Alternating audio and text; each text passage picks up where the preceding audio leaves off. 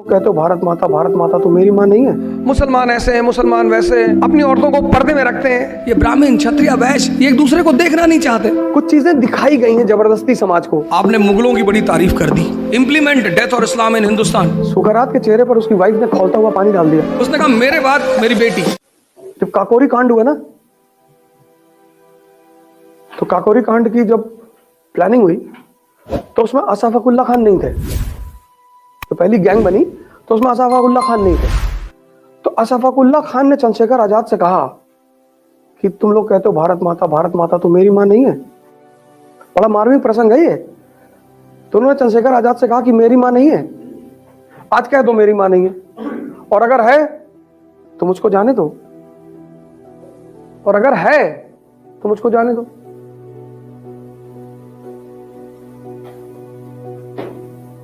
गए ना, फांसी हुई ना। सुकरात के चेहरे पर उसकी वाइफ ने खौलता हुआ पानी डाल दिया। गया, मुंह धुला, दवाई लगाया, आया बाहर, मुस्कुरा रहा था। तो उसके शिष्यों ने कहा कि हम गुरुजी मुस्कुरा रहे हैं। कहा दूसरा वाला साइड बच गया। इसको बोलते हैं नजरिया, कि तुम देखते किधर हो। जलालुद्दीन मंगबरानी, ये सब नाम नोट कर लेना। मुसलमान हिंदुस्तान की सरजमी पर आता है, इल्तुतमिश से कहता है कि मुझे शरण दे दो चंगेज खान के खिलाफ। उसने कहा नहीं, धर्म का राजनीति से कोई रिश्ता नहीं होता। कर लेना, किताब में पढ़ाना छोड़ देंगे अगर सही नहीं होगा तो। पहला सुल्तान है दिल्ली का इल्तुतमिश। मौलाना आए, बोले हिंदुस्तान पे लगा दो कानून, इस्लाम या मौत।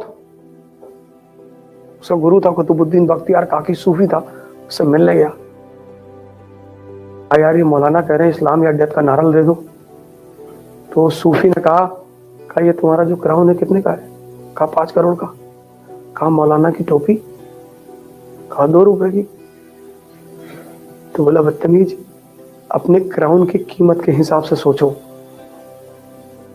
वो अलाउद्दीन खिलजी कहता है कि कयामत के दिन मेरे साथ क्या होगा मुझे नहीं पता, मैं वो करता हूं जो मेरी प्रजा के लिए अच्छा है। और कितनी एग्जाम्पल देते तुमको। अब्दुल नबी मौलाना थे, यही देवबंद के। अकबर ने पानी में डुबा के मार डाला था। ये सब नाम लिख लो, कर लेना। एक बहुत बड़े मौलाना थे शेख अहमद सरहिंदी, उनको जहांगीर 12 साल जेल में रखा था। 12 साल। पता क्यों? एक बार आए जहांगीर से कहे कि जिब्राइल मेरे सपने में आए थे। इस्लाम में जैसे हिंदुइज्म में गणेश जी हैं, ऐसे इस्लाम में जिब्राइल है। तो बोले जिब्राइल मेरे सपने में आए और बोले कि हिंदुस्तान में तुम इस्लाम, दारुल इस्लाम बनाओ, इस्लाम हिंदुस्तान को, सबको मुसलमान बना दो। तो जहांगीर समझदार आदमी था ही, उसने कहा कि वाह बताओ मौलाना कि इस देश का शहंशाह कौन? बोले सरकार आप। तो बोले अगर जिब्राइल को कुछ कहना है तो हमसे आके कहें। तुमसे कहने की क्या जरूरत है? चलो मान लिया, तुमसे कह दिया। 1 महीने का टाइम दे रहा हूं, जिब्राइल को बोलो ये बात मेरे सपने में आके कहें। सपना तो सपना। 1 महीना बीत गया, जहांगीर के सपने में कोई आया नहीं। 12 साल शेख अहमद सरहिंदी को जेल में रखा।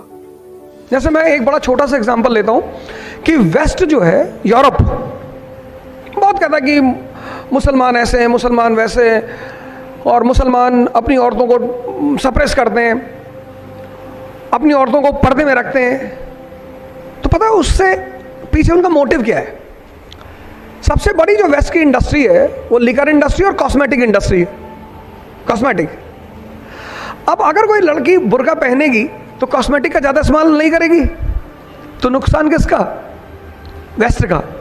तो अब सीधे तो कह नहीं सकते कि यार तुम हमारा नुकसान करा रहे हो, तो बेइज्जती करेंगे।